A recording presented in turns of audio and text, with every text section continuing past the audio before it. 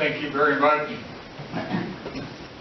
It is certainly a pleasure and a thrill to be here tonight. However, I got to first of all tell you a little bit about where I came from just this last week. I started on Wednesday, September the 22nd. I was leaving my senior residence at Smith Crossings. I moved to Smith Crossings. It's a senior home in a very nice place in Orland Park. When I was leaving the Smith Crossings, two of my friends recognized that I had a traveling bag. And one of the gentlemen asked me where I was going. I responded,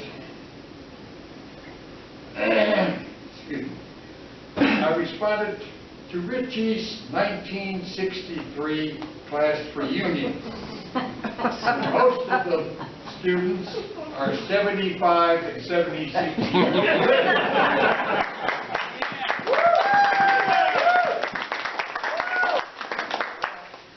Then the second gentleman asked me, "How old are you?" And I said, 90 years. 90 years. And the first gentleman said, "I heard of students repeating one or two grades, but never anyone 14 or 15 years.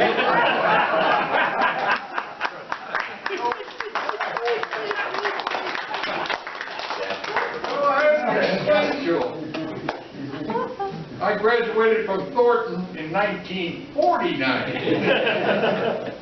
and we are honoring the Richie's class of 1963. So anyhow, we got that all straightened out.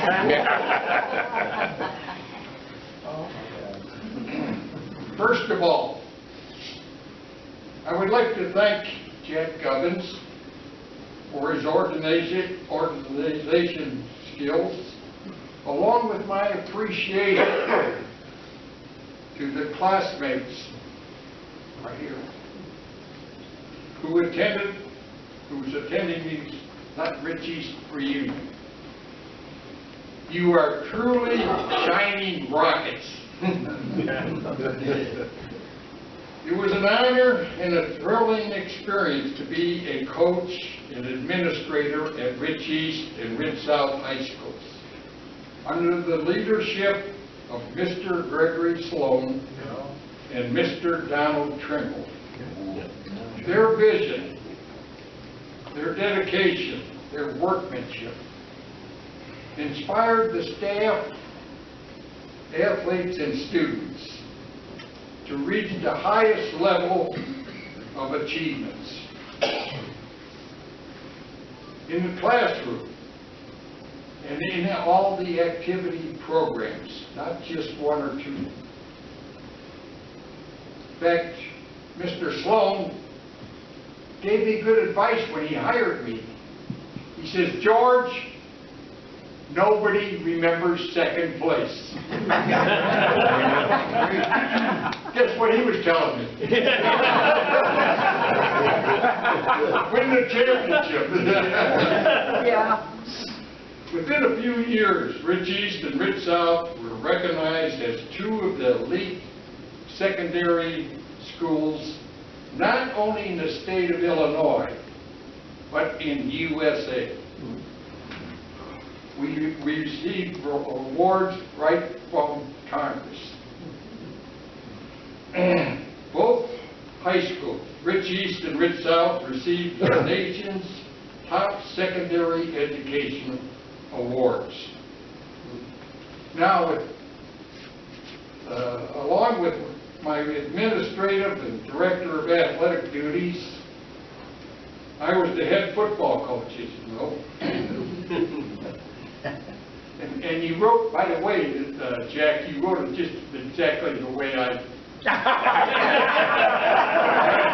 I just don't want to have to do 100 push-ups. You couldn't. Call my attorney. And this brings back wonderful, great memories and fantastic achievements of Ritchie students. The year before, in 1961, we had a gifted senior football team. In fact, 10 of the 11 starting players played college football. 3 received football scholarships to the University of Iowa, University of Illinois, and Michigan State University.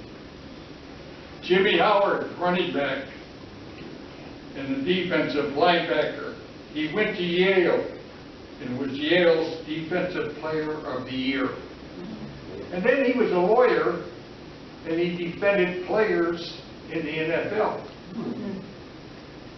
That's a big job. And Bruce Craddock played 4 years at Northeast Missouri.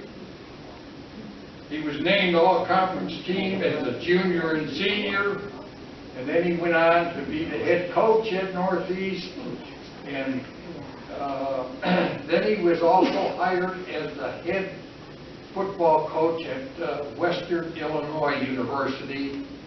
However, he never quite made it because of his sickness. And along with that, Gary Hefner was the Illinois State captain, not the Illinois State University's captain his senior year. So everybody was very successful on that team. And what were we left with? You guys!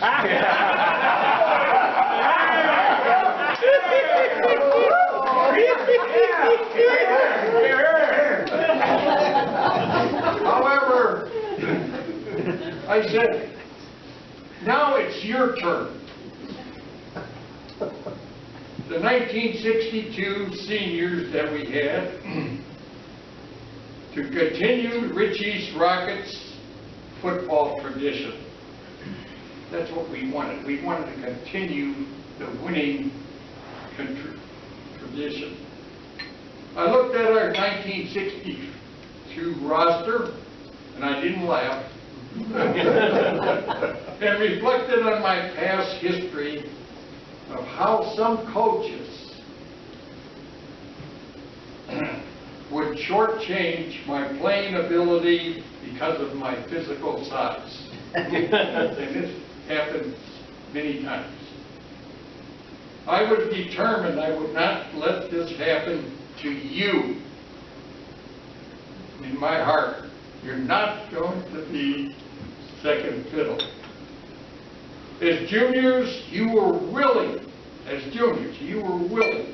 to practice against one of the most gifted teams that we had at Ritchie High School. Why stop now, I said. Put your foot on the gas pedal. Move that burning desire that you all had. And you still have. You surprised every opponent, even Coach Egofske. I have been blessed throughout my life with former students and athletes who had the desire, the intelligence, and fortitude. And you, the class of 1963, ranks on the top step of my ladder.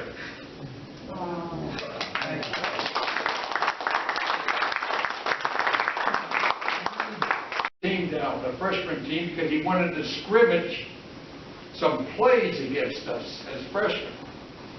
So I'm playing nose guard as a freshman. Oh, Big nose guard, right? So anyhow, In about a half an hour, we were scrimmaging.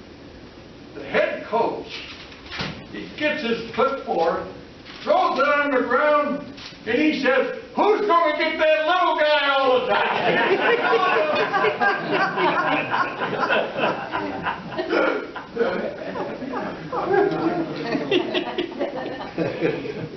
Well, I'll tell you one thing.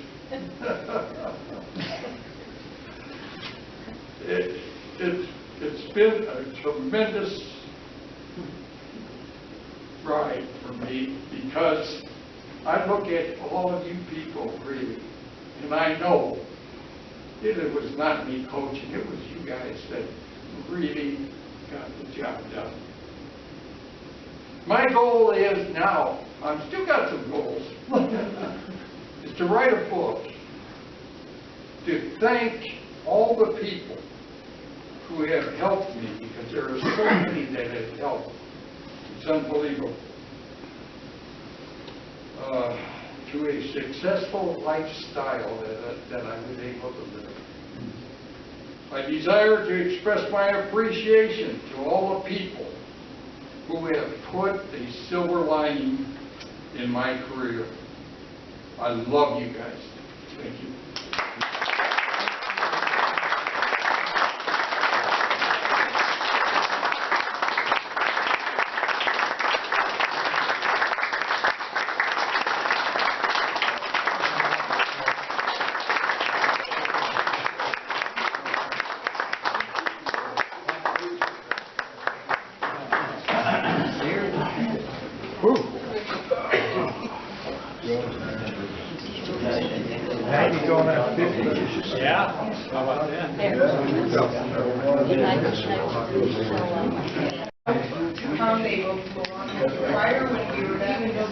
If anybody else wants to join, we're going to sing the fight song first, and then we're going to sing the loyalty song. So we need all the help we can get. Okay. For those who might remember the song. You ready? Is the cheer for the green and the gold and to her loyal sons, and loud and strong shall echo our song, and the fight that must be won. Our alma mater shall win over all, and now we shout our call that the rich high rocket varsity is champion of them all. Yay green, yay gold, yay team, let's go!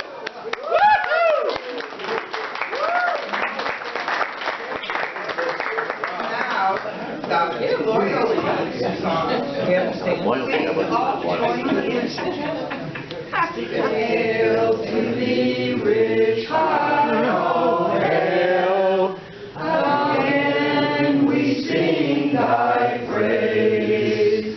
Our loyalty we pledge to thee throughout our high school days, to spread the fame of her great name is a dream that we shall ever hold. A tribute to the sons of all hail to the green and gold.